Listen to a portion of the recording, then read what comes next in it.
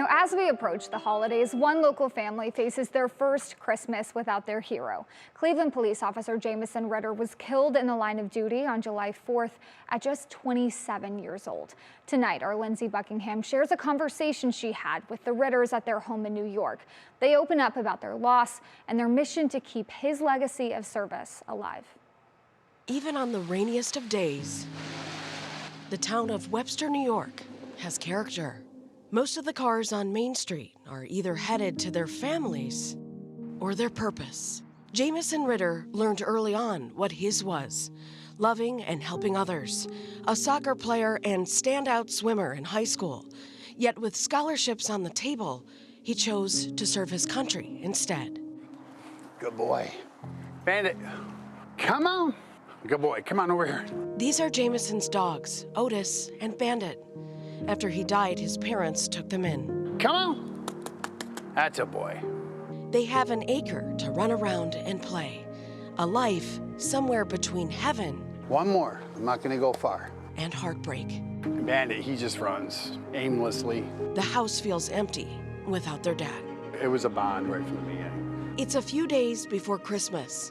John and Karen Ritter's home is decorated for the holidays and for their son. No matter how many days go by, how many hours, the pain is always as if the news was in the moment. When you lose a child, it's deep and it's painful every day of your life. Every day is a struggle. I think of him every day. I think of the incident every day. I think of how it happened.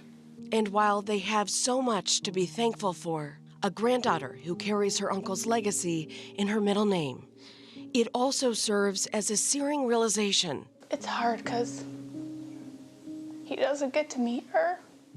Angelica Ritter was excited for her brother to move home.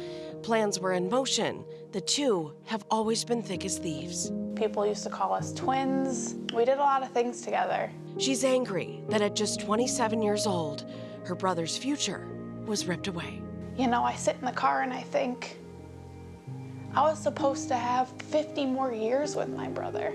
Watch him get married. Watch him have kids. I was at a wedding, watch him do a mother-son dance. And then it breaks my heart that my mother will never get that. The family has been shown support from all over the country. Billboards in Cleveland and candlelight vigils in their hometown. Our goal in keeping Jamieson's memory alive is to also have people realize what police officers do every day. All we see is the bad. You don't see the good. Yet Jamieson's family keeps hearing of his, even months after his passing. I got a Facebook message from a woman who I think may have been homeless at the time, and she has a dog. Sweet Pea. Sweet Pea. She went on to say how Jamieson went and bought her dog a bag of dog food and then took her to McDonald's and got her dinner.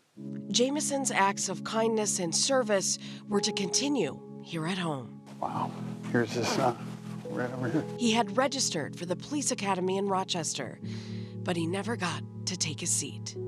Now, his empty chair a symbol of his heroism, just a few feet away from his dad's own legacy of saving others. I was involved in an incident on December 24th, 2012, in which a police officer and a fireman were shot and killed by an active shooter.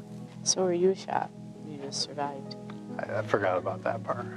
Sadly, they'll never forget how their son died. It's sad. I mean, this whole situation's sad. The thing a lot of people don't know, that we know, is this probably never should have happened. While nothing can fill the void, his family finds comfort knowing his spirit will live on through a foundation in his honor. The Jamieson Ritter Foundation, which is a foundation to try to give an award, a $10,000 award to a student with Jamieson's desires, first responder or military career choice. Giving back. Around here, it's the Ritter way.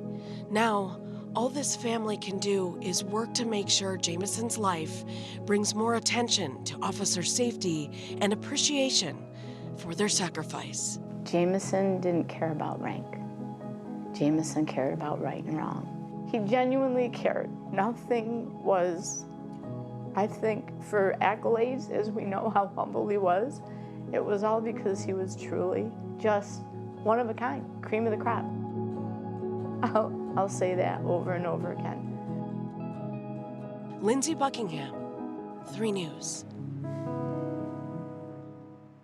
Wow, that was powerful. Lindsay, thank you. And the Jamieson Ritter Foundation empowers his life of service by giving an award, you may have heard them mention this, to a graduating senior at McQuaid Jesuit High School, his alma mater, someone who best exemplifies his memory. That foundation also supports safer communities and causes dear to the Ritter family. If you would like to learn more about that, just head over to WKYC.com and you can find a link there.